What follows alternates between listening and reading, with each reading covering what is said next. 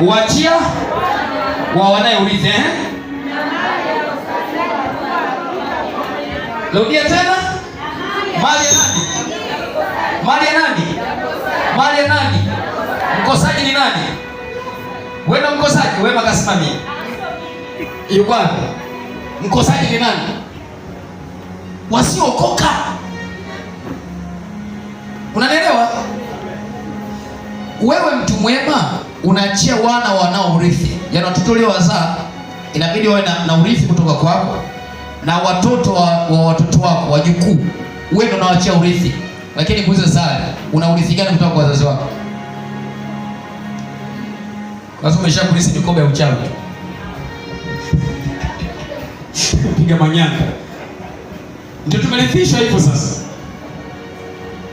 Lakini anaambiwa mtu mwema uachia wana wanawe urithi. Sasa anasema nilikuwa nataka, anasema mali ya mkosaji.